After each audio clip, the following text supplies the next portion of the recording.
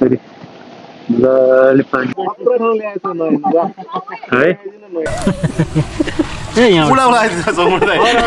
लाल त छैन लाल मायाले चाहिँ 1 सेकेन्ड पनि 1 घण्टा जस्तो लाग्ने क्या भ्यू हेर्ने कार्यक्रम भइरहेछ चेक फा बनाउँदै हो धमाधम दिदी नमस्ते नमस्ते हजुरहरूलाई स्वागत छ आजको यस काठमाडौँदेखि मेलम्चीसम्मको भिडियोमा हामी अब मेलम्ची चाहिँ अब नरगुड हुँदै कता कताबाट गइन्छ त्यो हजुरहरूलाई अपडेट गराइहाल्छु फेरि पनि हजुरहरूलाई स्वागत छ काठमाडौँदेखि मेलम्चीसम्मको राइडको भिडियोमा हामी चाहिँ अहिले A1 पार्कतिर आइयो नगरकोटको लागि यात्रा जारी छ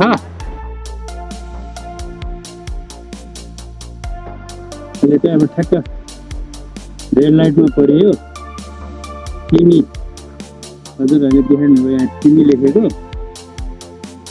हतार भएको बेलामा यस्तै हुन्छ कि 1 सेकेन्ड पनि 1 घण्टा जस्तो लाग्ने क्या बल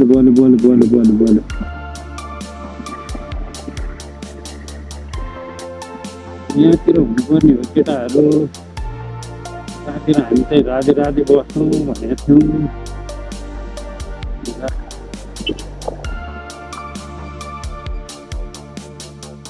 यहाँ र अब साथीहरूले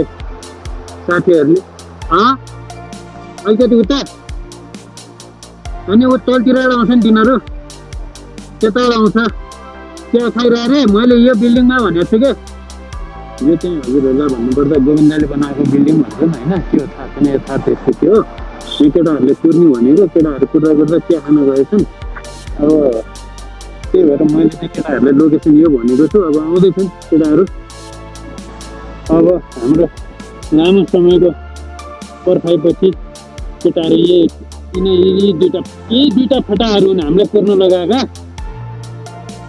अब हाम्रो यात्रा चाहिँ मेलम्चीसम्मको हो यहाँबाट अब नगरकोटतिर अब सबै समुद्रलाई थाहा छ समुद्रले अब हामीलाई गाइड गर्दै लान्छ लोकेसन सबै हेरिसकेँ मैले दाइ भन्दै थिएँ हिजो अनि अराउन्ड 90 किलोमिटर छ है दाइ भन्थ्यो अब हामी यहाँ सल्लाघारी आइपुग्यौँ सल्लाघारीबाट लेफ्ट लाग्छौँ टाढा अब नगरकोटको अब हामी अहिले के ड्याम भनेको छ बोजिनी ड्याम पहिला बोजिनी ड्याम गइन्छ अनि त्यसपछि केटाहरूले अब कता भन्छन् त्यतै गइन्छ अहिले चाहिँ हामी लेफ्ट लाग्यो है सल्लाघारीबाट अब यताबाट चाहिँ आर्मी स्कुलतिर भक्तपुरको मेनतिर गइन्छ भने हामी त्यता नआइकन सिधै लाग्दैछौँ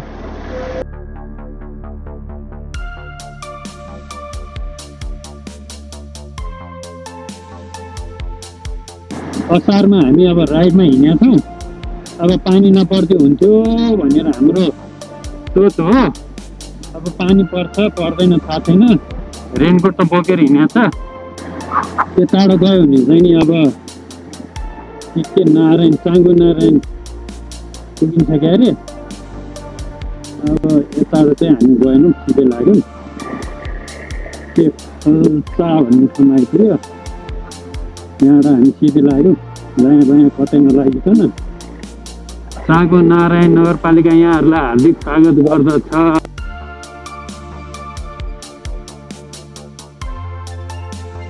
बाटो कस्तो छ भन्ने कुरा हो आजको राइड तर बाटो त गजब छ गजब यो चाहिँ हाम्रो कपिल भयो यो चाहिँ समुद्र र नयन भयो यिनीहरू दुईटाहरू चाहिँ चौतारो कस्तो मजाको रहेछ त यार आहा गरिबमा मजाले बस्नुलाई मजा आउँछ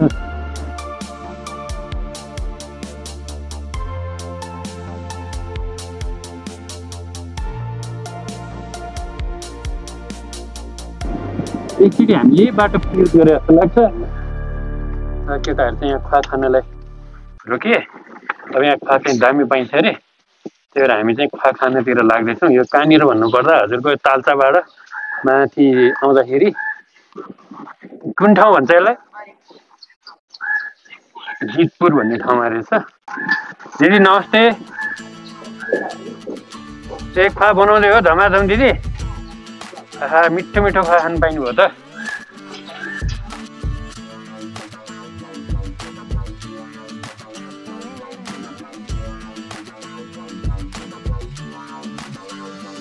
दिदीले खुवा बनाउँदै हुनुहुन्छ, हामी चाहिँ त्यही खुवा खानालाई भिजिट गऱ्यो।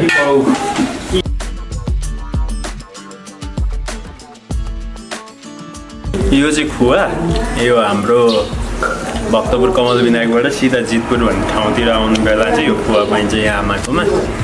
यो चाहिँ साह्रै मिठो हुन्छ। यो बनाउँदै गरेको खुवा हो, तातो। हजुरहरू पनि आउन सक्नुहुन्छ। यो जितपुर भन्ने ठाउँमा पर्छ। दक्षिणकाली कृषि फर्म खुवा पसल भन्ने ठाउँमा चाहिँ यो खुवा पाइन्छ। अब यहाँबाट खुवा खाइयो। खुवा खाएर अब हामीले बाइक यहाँ रोकेका छौँ। अब हाम्रो प्रस्थान हुँदैछ। के छ त, कस्तो लागिरहेछ समुद्र सिंहलाई आजको राइड? ठिक छ? ठिक छ। यहाँ चाहिँ अब जानको लागि रेडी हुँदैछौँ। अब बोजिनी ड्यामतिर लागिन्छ, त्यहाँ पछि हजुरहरूलाई अपडेट गराइहाल्छु म। अब हाम्रो चाहिँ के भयो भन्दाखेरि हामी बोजिनी ड्यामतिर लागेका थियौँ। जाँदा चाहिँ हाम्रो नयन भाइको चाहिँ पञ्चर भयो। त्योपछि फेरि फर्किँदैछौँ हामी टायरमा हावा हाल्नलाई। अब पञ्चर बनाउनलाई, हावा हाल्नलाई अब के हो, पञ्चर भएको हो कि टायर चेन्ज गर्नुपर्ने हो कि ट्युब चेन्ज गर्नुपर्ने हो कि अब यहाँ पिएपछि केटाहरूले के हो कसो हो थाहा हुन्छ। हावा हालेर मात्रै त पुरा जस्तो लागेको छैन मलाई। त्यो हावा लिक भयो कि पञ्चरै भयो? त्यो पञ्चर भयो। किन कति नथाहा भएको त? ट्युबलेस भएको बेला चाहिँ हावा मात्रै हाल्यो है। यहाँनिर ट्युब छ होइन?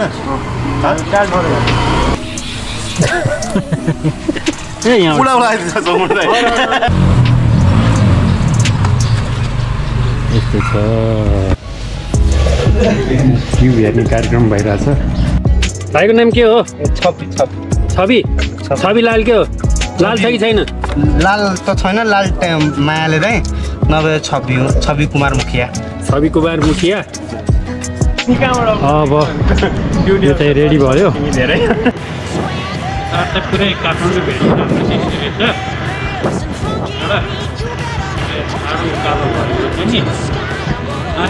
माथि छैलौँमा जस्तै चढ्दैछौँ।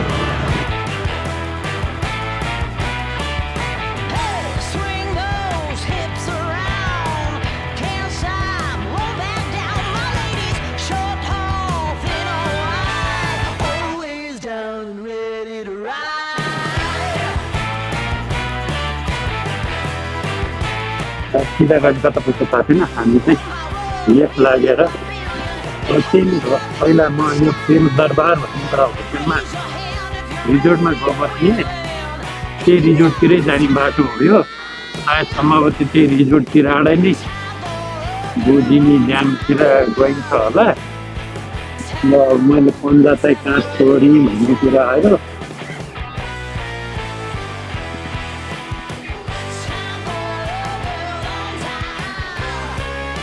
पन्जाले यो टाढा गयो त्यो रिजोर्टतिर पुग्छ नि। हामी यो गेट पाएर चाहिँ फेरि मजाले पानी आइरहेको छ।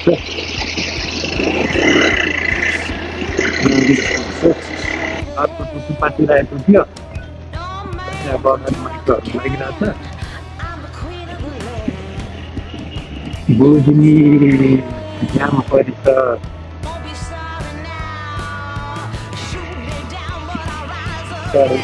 बोजिनी ड्याम पर्छ चलाउने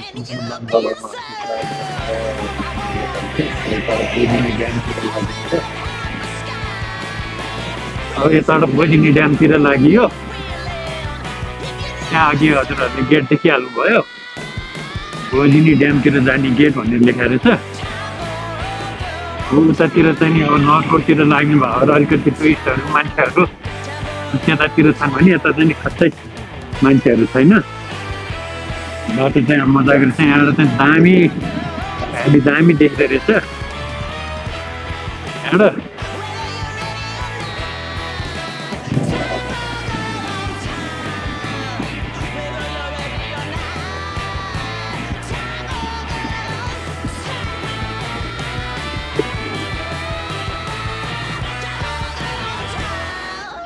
किन सुक्खा रहेछ नि के कारणले गर्दा हो ड्याम बनाउनको लागि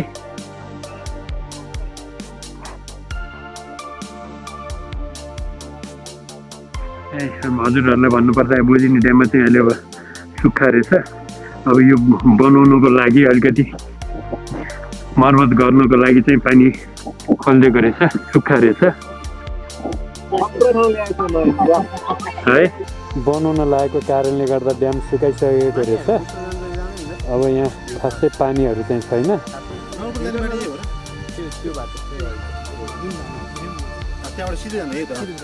यो बनाइसकिसकेपछि चाहिँ टन्न पानी हुन्छ नि हजुरहरू आउँदा होला